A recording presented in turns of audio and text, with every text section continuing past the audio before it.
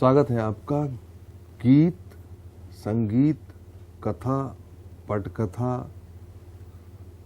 Acting, मतलब फिल्मों में लगभग सारी चीज़ें आपने की। अच्छा, ये करना भी चाहिए, जवान हैं, अच्छे दिखते हैं और हमारे ज़िले के शान हैं आप। इन सारी चीज़ों से इतना सब काम करने के बाद संतोष, फिर भी मैं अब मुझे थोड़ा समझ में आ रहा है कि आपकी सामाजिक चिंता शायद आपको राजनीति में खींच लाई होगी, कि राजनीति का शौक या राजनीति में कुछ करने का या अपने समाज के प्रति करने का, इसकी प्रेरणा कहाँ से मिली आपको? भैया, उसमें कहीं ना कहीं आपका भी योगदान है। आप सामयिक विषयों पे फिल्म बनाते हैं, मैं आपकी कोई फिल्म नहीं छोड़ता है, देखता हूँ। और मुझे लगता है कि बड़े भाई के पीछे पीछे चलना चाहिए। और एक भावना होती है कि काम किया जाए और ऐसा काम किया जाए कि जाना तो सबको है, तो जाने के बाद लोग याद रखें। और याद भी करें तो श्रद्धा और भक्ति से याद रखें, नहीं तो कुछ उसका मतलब नहीं निकलता है। हमारे यहाँ जब हमारे पिताजी को ये समझ में आ गई बात कि हमारा बेटा सुधरने वाला नहीं है, आज जब हमारे गांव को लोग हमारे नाम से बोलने लगे, विनय बिहारी के मच्छरगांवा, तब हमारे पिताजी को समझ में आया कि नहीं, कलेक्टर पैदा किया, हमारा एक बेटा आईएएस है, 5 पंचायत में लोग नहीं जानते हैं, और इसको बिहार के कोनों कोना में जाते हैं तो लोग इसका नाम बता देता है, नाम रखते हैं तो हमको इज्जत भी बढ़ती है। तो मुझे लगता है कि अब अपने बेटे को मुझे भी इज्जत देनी चाहिए। एक दिन बड़े भाव विह्वल होकर के बैठे हुए थे, मैं बम्बई से आया था, तो हमको बोले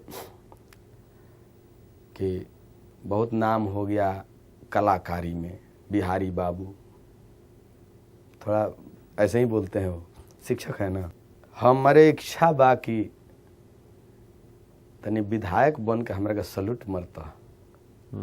अरे वाह, कहने की जे विधायक से सल्यूट मरवाओ की इच्छा बा का, तहाँ एक जगह गए रही तने हमार बेइज्जती हो गई, तो हमारी इच्छा बा कि तनी तू प्रयास करता, तहरा लगा तो पैसों बा, हम तरह से तोहर कमाइयो न मांगी ले। यही मेरे पिताजी का मने अरमान कहना था, जो मैं अक्षरशः आपको बोला, जैसे बोले वैसे बोल दिया आपको। कमाल है। लेकिन मतलब पिताजी का अरमान था कि आप आईपीएस बने, एसपी बने, वो आप नहीं बने, नहीं बन पाया। उसके बाद आप गाने लिखते रहे, उनसे मारपीट खाया, जो कुछ भी हुआ, लेकिन अपना गाना लिखना छोड़ा नहीं। आपने नाम किया, पैसा कमाया, यहाँ से बम्बई तक आपका, और जिले जिले में नाम हो।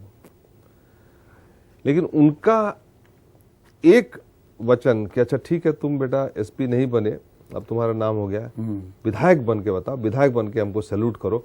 और आपके मन में ये प्रण आ गया कि हम, तो हमको टिकट मिला साइकिल का, चुनाव लड़ गया, 3700 वोट से हार गया। फिर सरकार नहीं बनी, फिर चुनाव हुआ, उस चुनाव में फिर मैं हार गया। तो मेरे पिताजी बोले, बेटा हिम्मत मत हारना। उसके बाद से उस चुनाव में मैं 25,000 वोट आया, फिर मैं हार गया। उसी में आपका चुनाव आया, आप चुनाव लड़े, मैं अपने कान से सुना हूँ रिक्शा वालों को, आधी रोटी खाएंगे प्रकाश को जिताएंगे। और जब आपकी हार हुई तो मैं कान पकड़ लिया, अब निर्दल लड़ूंगा। मतलब तो मैं निर्दल लड़ना अपने आप को फैसला कर लिया, मन बना लिया। आप बात कर रहे थे कि सबसे बड़ी समस्या, अब तो विधायक हो गए आप, बहुत बहुत मुबारक हो आपको। आपके यहाँ क्या ऐसी समस्या आपको नजर आ रही है? सबसे बड़ी समस्या है शराब की। अरबों का कारोबार हमारे जिले में चलता है नकली शराब बनाने का, और पानी मिला मिला कर नकली शराब बनाया जाता है। आपका नाम विनय बिहारी कैसे पड़ा? विनय तो नाम पिताजी ने रखा, कुमार विनय शंकर सिंह। तो जब मेरा पहला कैसेट आया तो मेरे प्रोड्यूसर ने बोला कि इतना बड़ा लंबा नाम छापने में प्रॉब्लम हो रहा है भाई, इसको छोटा करो। मैं सोचा बिहार का हूँ तो बिहारी लिखने में क्या शर्म, विनय बिहारी कर दो, वो बोलने में भी अच्छा लगता है, राइम्स भी अच्छा बैठता है, राइम्स भी अच्छा बैठता है ना। मैंने रख दिया, नाम मुझे शूट कर गया, अच्छा हो गया। संगीत, गीत, सिनेमा, मनोरंजन, इस दुनिया में आपने नाम कमाया, और अब जैसा कि हम लोगों ने सुना किस तरह से आपने राजनीति में अपने पिताजी की प्रेरणा से राजनीति में आए हैं, लेकिन अब जबकि आप विधायक बन गए हैं, अपनी पूरी विधानसभा की क्षेत्र की आपके ऊपर जिम्मेवारी है, बहुत कुछ आप कर सकते हैं वहाँ पे, और मैं जानता हूँ कि आप करना भी चाहते होंगे। जब पीछे जो समय गुजरा है उसमें आपने लोगों की मदद की, लोग आपके साथ जुड़े।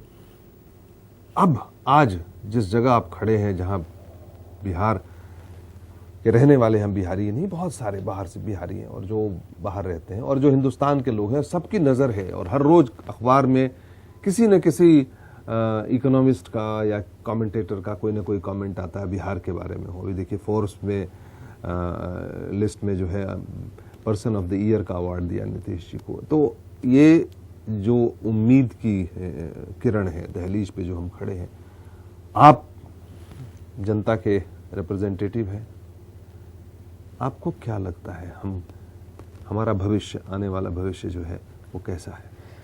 ये आने वाला भविष्य जो है बहुत ही अच्छा है और बहुत ही अच्छा होगा। माननीय मुख्यमंत्री जी की सोच बहुत अच्छी है और मैं बहुत दिनों से उनकी एक बात सुनता आया हूँ, पढ़ता भी आया हूँ, दूरदृष्टि पक्का इरादा। मैंने उसको आत्मसात भी किया है। मैं भी सोचता हूँ, करता हूँ और कोशिश हमारी जारी है। जो भी नीतीश जी ने किया अच्छा किया, अभी और करना है। मैं इस बात को एक छोटे शेर में कह सकता हूँ, जनता ने जिताया है, ज़माने को दिखाना है। जनता ने जिताया है, ज़माने को दिखाना है। अभी अंधेरे में मोमबत्ती जली है, चांद को लाना है। वाह, अभी अंधेरे में मोमबत्ती जली है, चांद को लाना है। और इन उम्मीदों को साक्षात करने वाले, इन उम्मीदों को पूरा करने वाले जो लोग हमारे जनता के रिप्रेजेंटेटिव इस बार चुन करके गए हैं, विनय बिहारी उसमें हैं, इंडिपेंडेंट कैंडिडेट के रूप में जीत करके आए हैं। नीतीश जी का बहुत प्रेम है इनसे और ये नीतीश जी का समर्थन भी कर रहे हैं। मेरी उम्मीद है और आपके क्षेत्र के, क्योंकि मैं भी आपके क्षेत्र, आप मेरे भी विधायक हुए, हमारे भी वहाँ से हैं आप, कि आप अच्छा काम करेंगे, आप लोगों में ऐसी जगह बनाएंगे कि लोग बार बार चुनेंगे आपको। और हम आपके चैनल के माध्यम से नीतीश जी को और जो भी मंत्रालय, संबंधित मंत्रालय, उनको ये कहूँगा कि हमारा जो लौरिया विधानसभा क्षेत्र है, कटाव पीड़ित, बाढ़ पीड़ित क्षेत्र है। बिल्कुल। मैं इस बार जब उधर कटाव के समय चूड़ा बांटने गया, चीनी बांटने गया, तो मैं देखा वहाँ पे कि चूड़ा और चीनी दरियाओं के पानी से लोग सान करके खा रहे थे। मैं उस समय रोने लगा कि इंसानियत कहाँ तक आ गई है और सरकार का ध्यान इधर होना चाहिए। ठोकर बने या बांध बने या कुछ बनना चाहिए। 2 पंचायत हमारे यहाँ उजड़ गया और लगभग 9 पंचायत इसकी चपेट में है और हमारे जोगापट्टी प्रखंड का तो नक्शा ही बिगड़ गया है।